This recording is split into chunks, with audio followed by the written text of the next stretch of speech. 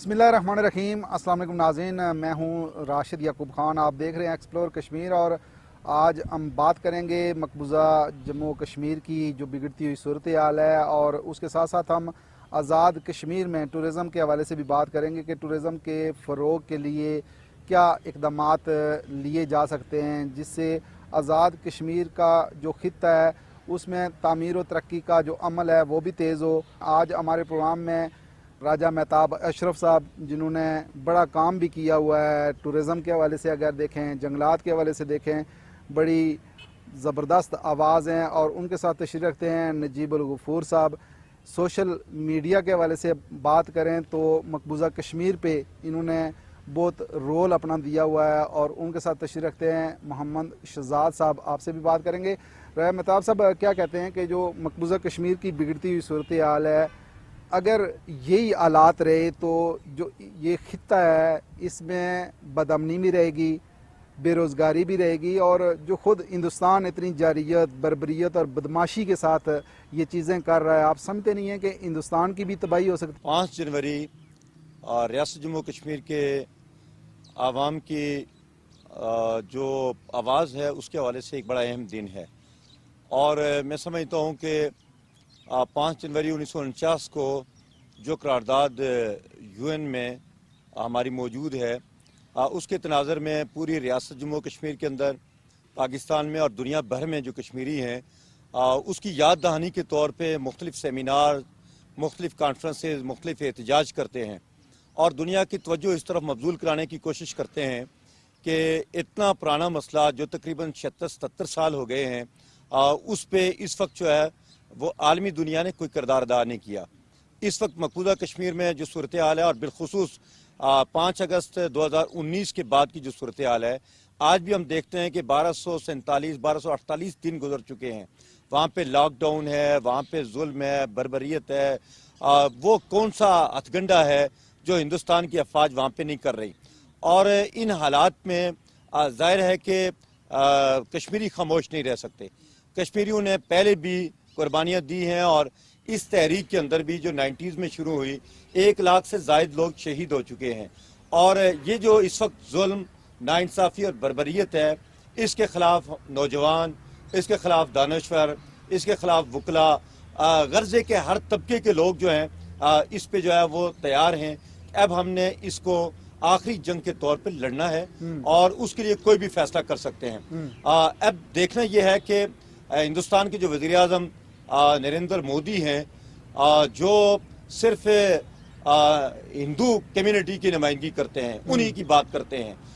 वो इन हालात को कैसे टैकल करते हैं। अगर सिलसिला ऐसे ही रहा तो एक तरफ तो आलमी दुनिया का जो दोहरा मायार है कि मशरक़ी तैमूर में अगर कोई मसला होता है तो फौरी तौर पे वो इन्वॉल्व होते हैं, जनूबी सूडान के अंदर कोई मामला हुआ तो फौरी तौर पे जो है वो आलमी दुनिया उसमें इन्वॉल्व हो गई। लेकिन यहाँ पे 1.5 करोड़ कश्मीरियों के मुस्तकबिल का मसला है। इसके हवाले से आलमी दुनिया अपना रोल अदा नहीं कर रही, और अगर आलमी दुनिया रोल अदा नहीं करेगी तो हिंदुस्तान बारूद के उस ढेर के ऊपर मौजूद है जहाँ पे हिंदुस्तान के अंदर बाकी भी तहरीकें चल रही हैं। आज हिंदुस्तान की 10 लाख फौज मकबूजा कश्मीर के अंदर मौजूद है, खालिस्तान की तहरीक चल रही है, कई और तहरीकें जन्म ले रही हैं, और ये वक्त आने वाला है कि हिंदुस्तान ज्यादा देर तक लोगों को गुलाम नहीं रख सकेगा। और कश्मीरी पहले भी जो है दबे नहीं हैं, आइंदा भी दबेंगे नहीं, इसलिए कि शुजाअत, बहादुरी की बेमिसाल जो मिसालें हैं वो कश्मीरियों ने कायम की हैं। और जब तक एक कश्मीरी भी मौजूद है वो अपने बुनियादी हक के खुद इरादियत से पीछे नहीं हटेगा, और ये उनका बुनियादी और पैदाशी हक है। ये हक आलमी दुनिया ने दिया है, यूनाइटेड नेशन ने दिया है। और मैं समझता हूँ कि इस मौके पे जो आलमी तंजीमें हैं, बिलखुसूस जो हुकूक, इंसानी हुकूक पे बात करने वाले जो लोग हैं, वहाँ तो यूरोप के अंदर, अमेरिका के अंदर एक जानवर मर जाता है तो उसके लिए भी आवाज़ बुलंद की जाती है, और उसके भी वहाँ पे हुकूक हैं। उन्हें ये नज़र नहीं आता कि मकबूजा कश्मीर के अंदर इस वक्त 1 करोड़ लोग जो हैं, हिंदुस्तान की 10 लाख फौज ने उनको वहाँ पे मैसूर किया हुआ है, उन पे जुल्म कर रहा है। इस पे अगर वो नोटिस नहीं ले रहे हैं तो ये अक़वाम आलम का भी दोहरा मयार है, और ये दोहरा मयार ज़्यादा देर तक नहीं चल सकेगा। और एक वक्त आएगा कि जाहिर है कि इसके भयानक नताइज होंगे, और उसके नताइज ये होंगे कि हिंदुस्तान तकसीम हो जाएगा और हिंदुस्तान बढ़ जाएगा। बिल्कुल सही है नजीब साहब, जो नताइज की हम बात कर रहे हैं कि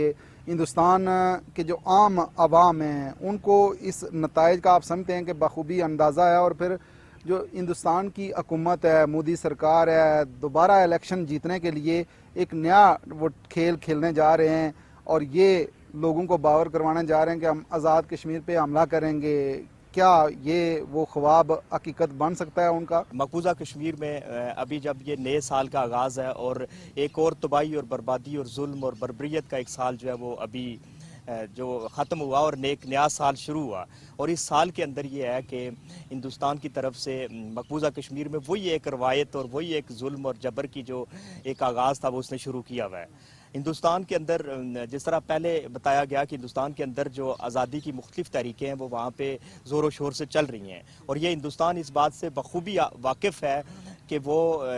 ظلم اور جبر کی ان تحریکوں کو اپنے آرمی سے یا اپنی فوج سے اپنے کالے قوانین سے دبا رہا ہے، مگر یہ بالکل کلیئر اس کو بھی پتہ ہے، عالمی برادری کو بھی پتہ ہے اور دنیا کو بھی پتہ ہے، لیکن چونکہ ایک چالاک اور مکار ملک ہے وہ ہمیشہ سمارٹ موو کرتا ہے، جس کی وجہ سے یہ ہے کہ دنیا کو وہ اپنے جو اپنا ایک مصنوعی قسم کا ایک اس کا چہرہ ہے اس کے آگے وہ چھپا لیتا ہے اور ان کو یہ بتاتا ہے کہ وہاں پہ یہ ہو رہا ہے۔ لیکن میرے نزدیک یہ ہے کہ ہندوستان کے دن گنے جا چکے ہیں، ہندوستان کے اندر جو تحریکیں جنم لے رہی ہیں، ہندوستان کے اندر جو مقبوضہ کشمیر کو ہی دیکھیں آپ کے وہاں پہ ظلم اور جبر وہ ایک عرصے سے کر رہا ہے، کشمیریوں کی آواز کو دبانے کے لیے وہاں پہ ہر 6-7 کشمیریوں کے اوپر ایک جدید ہتھیاروں سے لیس جو ہے وہ ایک آرمی کا اس نے سیکیورٹی اہلکار تعینات کر رکھا ہے، اس نے انٹرنیٹ کی بندش وہاں پہ کی، انسانی حقوق کی جو بدترین پامالیاں کی، مگر اس کے باوجود وہ کشمیریوں کی آواز کو دبانے میں بری طرح ناکام رہا ہے۔ تو اگر کشمیر کی ایک چھوٹی سی جو علاقہ ہے جہاں پہ اس نے اپنی ساری فورسز جو ہے وہاں پہ ڈپلائی کی ہوئی ہیں، تو اس کے لیے وہ اتنا آسان نہیں ہے کہ وہ یہ اس طریقے سے آزاد کشمیر پر حملہ کرے، وہ ایک گیم کھیل رہا ہے، وہ انٹرنیشنل پاورز کو یہ بتانا چاہ رہا ہے کہ آزاد کشمیر اس کا پارٹ ہے، مگر دنیا اب سمجھ رہی ہے، کشمیری جو ہے انہوں نے اپنا کیس بڑی خوبصورتی سے کے ساتھ پیش کیا، عالمی دنیا کو بتایا، عالمی برادری کو بتایا کہ ہندوستان جو ہے وہ مقبوضہ کشمیر پہ قابض ہوا ہوا ہے، اور یہ جو جنوری کا آغاز ہوا ہوا ہے اس میں 5 جنوری 1949 کی جو قرارداد ہے اس میں واضح طور پر یہ بتایا گیا ہے کہ کشمیری جو ہے وہ اپنے مستقبل کا فیصلہ خود کریں گے، اور ہندوستان نے بڑی خوش اسلوبی سے اس کو مانا تھا اور یہ پرومس کیا تھا یونائٹڈ نیشن کی سیکیورٹی کونسل میں کہ کشمیریوں کو یہ حق دیا جائے گا، مگر وہ حق کیوں نہیں دے رہا ہے؟ وہ حق دینے کی یہی وجہ ہے کہ اس کو یہ پتہ ہے کہ مقبوضہ کشمیر جو ہے وہ نہ تو ظلم سے اس کے قابو میں آ رہا ہے، نہ جبر سے آ رہا ہے، اور کشمیری اپنی تحریک کے لیے، اپنی جانوں کے نذرانے کے لیے اور اپنے وطن کی آزادی کے لیے قربانیاں دے رہے ہیں۔ کیا کہیں گے شہزاد، آپ جو جارحیت دیکھ رہے ہیں، بربریت دیکھ رہے ہیں، اور عالمی جو برادری ہے اس کا دورہ معیار اس خطے کے امن کے لیے کتنا تباہ کن ہو سکتا ہے؟ سب سے پہلے تو اگر ہم بات کریں اس خطے کے امن کے لیے جو سب سے نقصان دہ ایلیمنٹ ہے وہ prime minister Modi itself ہے۔ ہم ایک ٹرم یوز کرتے ہیں میوچول ایشور ڈسٹرکشن، جب 2 قومیں ہو اور دونوں نیوکلیئر پاور ہو اور وہ جنگ میں جائے تو وہاں پہ میوچول ایشور ڈسٹرکشن ہوتی ہے، وہاں پہ دونوں قومیں تباہ ہوتی ہیں، دونوں کنٹریز تباہ ہوتی ہے۔ پرائم منسٹر مودی کے ہوتے ہوئے یہاں پہ ہے سیلف ایشور ڈسٹرکشن، جب تک پرائم منسٹر مودی انڈیا کے اوپر بیٹھا رہے گا تو انڈیا کی تباہی خود بخود ہوگی۔ تاریخ دیکھے، ایک سیکولر انڈیا مانا جاتا تھا، ایک ڈیموکریٹک انڈیا مانا جاتا تھا، جو کانسٹیٹیوشن تھی وہ ان کی سینٹر آف گریوٹی مانی جاتی تھی، سب کے حقوق تھے اس میں۔ جب سے بی جے پی کی گورنمنٹ آئی ہے، ہندوتوا کے کانسیپٹ کے ساتھ یہ لوگ آئے ہیں، وہ سیکولرزم بھی چلی گئی، وہ ڈیموکریسی بھی چلی گئی،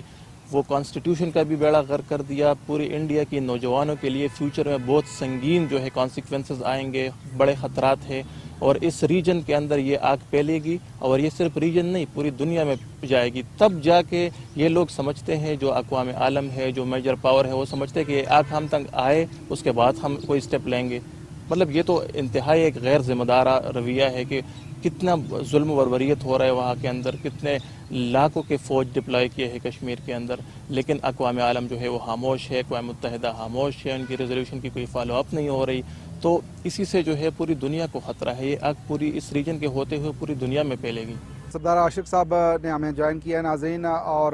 سردار صاحب آپ کو پروگرام میں خوش آمدید، اور آپ کیا رائے رکھتے ہیں کہ جو یہ خطے کا جو امن ہے یہ کشمیر کے ایشو کے ساتھ جڑا ہوا ہے، اور عالمی برادری کی اگر مجرمانہ خاموشی کی بات کریں تو آپ یہ سمجھتے نہیں ہیں کہ یہ جو ہندوستان کے ساتھ گٹھ جوڑ ہے یہ اس خطے کا اور हिंदुस्तान का अमन भी बर्बाद हो सकता है? नौजवान ने जिक्र किया था कि दो न्यूक्लियर पावर्स नहीं बल्कि तीन हैं, पाकिस्तान, भारत और चाइना।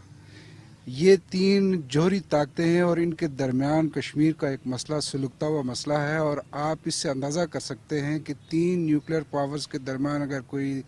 कशीदगी है किसी वजह से, तो ज़रा सी भी चिंगारी इस पूरे खित्ते को आग में झोंक सकती है। ये तो है। ज़्यादातर लोग ये राय रखते हैं कि आलमी बरादरी ने कोई किरदार अदा नहीं किया, यूनाइटेड नेशन ने कोई किरदार अदा नहीं किया। बिल्कुल ऐसा ही नज़र आता है, इसलिए कि 70 साल से ज़ायद अरसा हो गया है जम्मू कश्मीर के अवाम को हक़ खुद इरादियत नहीं मिला। लेकिन इस चीज़ को भी आप मद्देनज़र रखें कि यूनाइटेड नेशन कश्मीर की सूरत-ए-हाल पे नज़र रखे हुए है। United nation military observer group Srinagar में और मुजफ्फराबाद में मौजूद है। इसका मतलब है कि उन्होंने कश्मीर के मसले को नज़रअंदाज नहीं किया, इसको वाच कर रहे हैं, इसको देख रहे हैं। लेकिन इसमें मसला ये है कि बहुत सारी आलमी खिलाड़ी होते हैं, आलमी पावर्स होती हैं, उनके अपने मफादात होते हैं, वो किसी कंक्लूजन की तरफ इस मसले को बढ़ने नहीं देते। इसलिए कि भारत एक बड़ी मार्केट है, वहाँ सामान ज़्यादा बिकता है, तजारती ताल्लुकात हैं, उनके तजारती मफादात हैं, इस वजह से वो भारत का साथ दे रहे हैं। लेकिन मुझे यकीन है कि यूनाइटेड नेशन और आलमी बरादरी को एक न एक दिन गैरत आएगी। 96,000 से ज़्यादा कश्मीरी शहीद हो चुके हैं। अगर हम सिर्फ 2022 का जिक्र करें, 214 कश्मीरी शहीद हो चुके हैं और कीमती कश्मीरी अपनी जानें कुर्बान कर रहे हैं। और ये जो जानें कुर्बान कर रहे हैं, इसका भी इनके नतीजे में कश्मीरियों की आज़ादी की तहरीक एक न एक दिन ज़रूर अपने मंतकी इंजाम तक पहुंचेगी। और दुनिया ये भी याद रखे कि मोदी की 10 लाख फ़ौज के मुकाबले में नेते, उनके पास कोई हथियार नहीं है, कश्मीरियों के पास कोई बारूद नहीं है, उनके पास बंदूक नहीं है, उनके पास वो पत्थर से मुकाबला कर रहे हैं। और इतनी बहादुर कौम कि जो रोज़ाना अपने नौजवान कुर्बान कर रही है, फिर भी वो डटे हुए हैं। इसका मतलब यह है कि कश्मीरियों ने भी आज़ादी के मुतालबे से दस्तबरदार होने का फ़ैसला नहीं किया। अब आज़ाद कश्मीर की सूरत हाल पे बात करेंगे कि आज़ाद कश्मीर में जो आलिया बल्दियाती इंतखाबात हुए हैं, जिस शऊर का मुज़ाहरा किया गया है आज़ाद कश्मीर के अवाम ने कि कोई गोली नहीं चली, कोई जान नहीं गई और बड़े पुरअमन इलेक्शन का इनेकाद किया गया आज़ाद कश्मीर के लोग, इसका मतलब है कि वो अपने मुस्तकबिल के लिए बहुत ही संजीदा नज़र आते हैं। टूरिज़म के हवाले से अगर बात करें, ज़राअत के हवाले से बात करें, तो इस पे अगर संजीदगी का मुज़ाहरा किया जाए, आज़ाद कश्मीर हुकूमत इस तरफ तवज्जो दे, तो ना सिर्फ बेरोज़गारी का ख़ात्मा हो सकता है बल्कि आज़ाद कश्मीर तामीर और तरक्की के लिहाज से बहुत ज़्यादा डिवेल्प भी हो सकता है। राजा मेहताब अशरफ साहब क्या कहते हैं कि जिस तरीके से बल्दियाती इंतखाबात में शऊर का मुज़ाहरा किया गया, आप समझते नहीं हैं कि आज़ाद कश्मीर के लोग मतलब पूरे पाकिस्तान के लिए मिसाल हैं और बाशऊर हो चुके हैं और वो टूरिज़म के हवाले से भी संजीदा हैं कि यहाँ इन्वेस्टमेंट हो और यहाँ जो आज़ाद कश्मीर है ये तामीर और तरक्की में अपनी मिसाल आप हो। आज़ाद कश्मीर में 31 साल बाद बल्दियाती इंतखाबात होना बहुत ही खुशाइंद बात है और इख्तियारात की निचली सतह तक मुंतकिली, उससे एक फ़ायदा ये होगा कि हमारे आने वाले जो नौजवान लोग हैं वो सियासत के अंदर एक बड़ा रोल दे पाएंगे। अब देखना यह है कि इंतखाबात का मरहला तो मुकम्मल हो गया, अब इन लोगों ने करना क्या है और इनके पास प्लान्स क्या हैं, इन्होंने इस खित्ते की, इस इलाके की तामीर और तरक्की के लिए क्या किरदार अदा करना है। उसको अगर हम देखेंगे तो ज़ाहिर है कि जब हम इख्तियारात की बात करेंगे इसका तयन होना अभी बाकी है, लेकिन उससे पहले लोगों ने उन मुंतखब लोगों पे एतमाद का इज़हार किया है। उन्हें एज खुद भी बहुत सारे काम खुद कर लेने चाहिए। जिस तरह से आप टूरिज़म की बात करते हैं तो हमें सिर्फ हुकूमत को हुकूमत की तरफ ही नहीं देखना चाहिए, बल्कि टूरिज़म के फ़रोग के लिए हमें एज खुद जो है कॉरपोरेट सेक्टर जो है उसको आगे आना चाहिए, हमारा NGO सेक्टर है उसको आगे आना चाहिए, लोगों को एज खुद इनिशिएटिव लेना चाहिए। आज़ाद कश्मीर से खूबसूरत इलाका दुनिया में शायद कहीं नहीं है और आज़ाद कश्मीर दुनिया का सबसे पुरअमन तरीन इलाका है। और अगर इसका कंपैरिजन करें कि अभी जो बल्दियाती इंतखाबात हुए आज़ाद कश्मीर की 4-5-6 हज़ार जो वहाँ की पुलिस है उसने ये इंतखाबात करा दिए और कहीं भी कोई इंसानी जान का ज़िया नहीं हुआ, کوئی اس طرح کا بڑا واقعہ نہیں ہوا. یہ بھی دنیا کے لیے ایک مثال ہے, پاکستان کے لیے مثال ہے. ہندوستان کے منہ پہ ایک تمانچہ ہے کہ اس نے مقبوضہ کشمیر کے اندر تو 10 لاکھ فوج وہاں پہ لگا رکھی ہے, وہاں پہ وہ انتخابات نہیں کرا سکتا, لیکن آزاد کشمیر کے اندر بغیر کسی سیکیورٹی فورس کے اور کوئی زیادہ فورس کے یہاں پہ انتخابات ہو گئے ہیں. اب یہ جو مرحلہ ہے اس میں ہمارے ہاں جو نیچرل ریسورسز ہیں اس پہ کام کرنے کی ضرورت ہے. ہمارے ہاں جو پانی کے ذخائر ہیں اس پہ کام کرنے کی ضرورت ہے. ہمارے ہاں جنگلات جو ہے وہ بڑی تعداد میں موجود ہیں, ان کو انکریز کرنے کی ضرورت ہے. زراعت کا شعبہ جو ہے بہت اچھا اس پہ کام کیا جا سکتا ہے. بہت سارے ایریاز ایسے ہیں جن میں لوگ کام کریں. بالکل سیاح نجیب صاحب, آپ کیا کہتے ہیں کہ سرکاری ملازمتوں پہ نظر رکھنے کے بجائے آپ سمجھتے نہیں ہیں کہ پرائیویٹ سیکٹر پہ توجہ دی جائے تو آزاد کشمیر میں بے روزگاری کا خاتمہ بھی ہو سکتا ہے اور تعمیر و ترقی کا عمل جو ہے وہ تیز ہو سکتا ہے؟ بالکل, آپ نے بڑا خوبصورت اور ویلڈ پوائنٹ جو ہے وہ ریز کیا ہے. ہماری بدقسمتی یہ ہے کہ ہماری جو ایجوکیشن ہے اس کا جو بنیادی طور پر محور ہوتا ہے, ہم یہ چاہتے ہیں کہ اس کے بعد ہم نے ایک جاب کرنی ہے, اور اس جاب کے چکر میں ہمارے مائنڈ سیٹ وہاں پہ رکھ کے تو ہماری جو سکلز ہوتی ہیں وہ اس طریقے سے ویسٹ ہو جاتی ہیں جب ہمارے ذہن میں یہ ایک تصور ہوتا ہے. تو نوجوانوں کے لیے یہ چاہیے, نوجوانوں کے لیے ضروری ہے کہ وہ اپنے آپ کو ایکسپلور کریں. یہ سوشل میڈیا کا دور ہے, یہ ڈیجیٹل میڈیا کا دور ہے, یہ الیکٹرانک میڈیا کا دور ہے. پوری دنیا کے اندر جو یوتھ ہے اس کو آپ دیکھیں کہ وہ اس کے چکر, جابز اور نوکری کے چکر سے نکل کے انہوں نے اپنے آپ کو ایکسپلور کرنا شروع کر دیا. جب آپ روزگار کے مواقع کریٹ کرتے ہیں تو وہاں پہ وہ صرف ایک فیملی کا روزگار نہیں ہے, ایک فرد کا روزگار نہیں ہے, وہ پوری قوم کا روزگار ہے. اور ایک آپ کے سوال کا پہلا پارٹ جو تھا اس میں کروں, میں آزاد کشمیر کے جو بلدیاتی الیکشن تھے وہ ایک بڑا خوبصورت قسم کا ایک یوتھ کو انہوں نے ایک امپاور کیا, اور میں خود اس الیکشن کی اندر میں موجود تھا. میں اپنی گورنمنٹ کے علاوہ میں اپنی جو ہماری فورسز ہیں ان کو سلیوٹ پیش کرتا ہوں کہ ایک سٹیشن پہ جب ہم الیکشن میں ہم موجود تھے تو وہاں پہ ان کو سٹکس بھی یوز کرنے کی ضرورت نہیں پڑی. تو ہماری جو قوم ہے, ہمارا یوتھ ہے, ہمارے جو لوگ ہیں وہ اویئر ہیں اپنے اس سے, اور وہ بڑے باشعور ہیں. تو میرے خیال میں یہ ہے کہ جب تک ہم یہ اویئرنیس پروگرام لانچ کریں گے اور لوگوں کو اس پہ سے نکالیں گے, جاب سے اور بزنس کی سکلز کی طرف لے کے آئیں گے, تو ہمارا معاشرہ ترقی کرے گا. لیکن شہزاد آپ کیا کہیں گے کہ اس میں تو پھر نوجوانوں کا اپنا رول ہے, اور نوجوان جب تک خود سنجیدگی کا مظاہرہ نہیں کریں گے اس سسٹم سے پھر نکل نہیں سکیں گے, کہ آپ پھر دیکھتے ہی رہیں گے کہ سرکاری کوئی جاب آئے گی تو اس پہ اپلائی کریں گے. نوجوان آپ سمجھتے نہیں ہیں کہ ان کو سنجیدگی کا مظاہرہ کرنا چاہیے؟ جی سر, بالکل ایسا ہی ہے. تاریخ اٹھا کے دیکھے تو کوئی بھی قوم جنہوں نے ترقی پائی ہے اس میں نوجوانوں کا کردار رہا ہے, اور نوجوان کسی بھی قوم کا جو ہے وہ ایک بیک بون ہوتا ہے, وہ ہی رول پلے کر سکتی ہے ان کی اکنامیکل ریولوشن میں اور اس میں. تو آج کل جس طرح سر نے بات کی کہ نوجوان اسی چیز کا ویٹ کر رہے ہیں کہ ہم ڈگری کمپلیٹ کریں گے پھر جاب ملے گی, اس چیز پہ جائیں گے. آج کل ڈیجیٹلائزیشن ہے, آج کل دنیا کافی سمارٹ اس ویو پہ آئی ہے. آج کل اسٹوڈنٹس ایک ٹرم یوز ہوتی ہے سمارٹ انٹرپرینورشپ. سمارٹ انٹرپرینورشپ یہ ہوتی ہے کہ ایک آپ کی اسٹڈیز بھی چل رہی ہوتی ہے, اسٹڈیز کے ساتھ ساتھ آپ اپنی ارننگ کرتے ہیں, اپنی اسٹڈیز کا ایکسپینس خود بیئر کرتے ہیں, اپنی پاکٹ منی, اپنی ٹرانسپورٹ کا, اپنی ہاسٹل کے ایکسپینسز کرتے ہیں. تو دنیا تو اس لیول پہ آئی ہے, کیونکہ آج تو ویٹ نہیں کر سکتے کہ 4 سال آپ ڈگری کرو گے, پھر 2 سال اور ڈگری کرو گے, پھر جاب ڈھونڈو گے, پھر جاب کے بعد آپ کی 30-40 ہزار سیلری ہوگی, اس پہ آپ گھر پالو گے, شادی کرو گے, اپنا کام چلاؤ گے. کیسے آج کل دنیا بڑی تیز گئی ہے, اور ہر چیز کی دار و مدار جو ہے وہ اکانومی کے اوپر ہے. اکانومی آپ کی اسٹرانگ ہوگی, آپ اکنامیکلی انڈیپینڈنٹ ہوں گے, آپ فیصلے لے سکو گے, اپنی فیملی کو سپورٹ کر سکو گے, آپ کشمیر کے اندر جو ہے وہ باقی نوجوانوں کے لیے مواقع پیدا کر سکو گے, آپ انوائرمنٹ کے اوپر کام کر سکتے ہو. جس طرح پاکستان میں فلڈ آیا تھا, اسی سے کشمیر کے اندر پہلے سے جو ہے ہمیں پالیسی کے اوپر کام کرنی چاہیے, اور یہ کریں گے سب نوجوان کریں گے. ٹھیک بات ہے. عاشق صاحب, آپ اس نوجوان کی باتوں سے کتنا اتفاق کرتے ہیں, اور کیا آپ کہتے ہیں, سجیسٹ کیا کرتے ہیں حکومت کو کہ جو آزاد کشمیر اتنا خوبصورت ترین علاقہ ہے, ان علاقوں کو ڈیولپ کرنے کے لیے آپ سمجھتے نہیں ہیں کہ یوتھ کو براہ راست شامل کیا جائے, انویسٹرز کو شامل کیا جائے, تو یہ جو علاقے ہیں نہ صرف سیاحوں کے لیے بلکہ آزاد کشمیر میں بسنے والوں کے لیے خوبصورت ترین اور جنت نظیر بن سکتے ہیں؟ نوجوانوں کے لیے تو سب سے پہلا چیلنج یہ ہوتا ہے کہ وہ اپنی تعلیم مکمل کریں اور اس کے بعد ان کو نوکری ملے. ہر نوجوان یہی سوچے گا کہ مجھے نوکری ملے, لیکن گورنمنٹ کا فرض ہے کہ وہ ان کو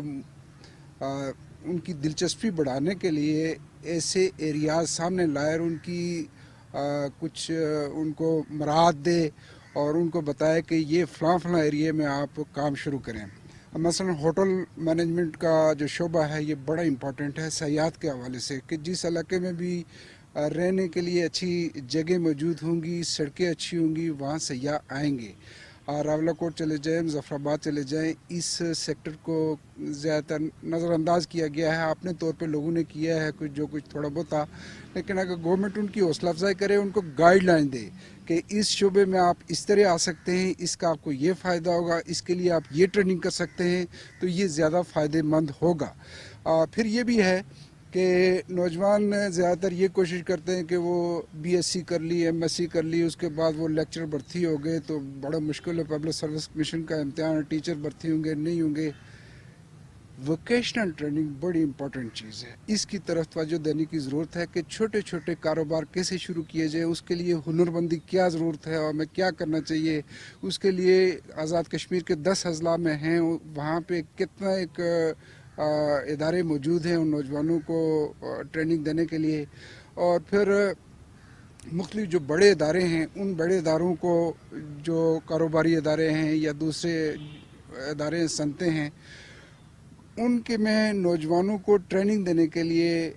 بھی ایک سسٹم ہونا چاہیے. جس طرح اپرینٹس شپ ٹریننگ ہوتی ہے مختلف بڑی بڑی کمپنیوں میں, آزاد کشمیر میں بھی یہ ہونا چاہیے. پھر یہاں کی گورنمنٹ یہ کر سکتی ہے کہ پاکستان کے جو بڑے ادارے ہیں وہاں پہ لوگوں کو بھجوا سکتی ہے, اس کے لیے ایک میکینزم بنانا ہوگا. آپ سب کا بہت شکریہ. جی ناظرین, پروگرام آپ نے دیکھا. آزاد کشمیر میں معاشی انقلاب آ سکتا ہے,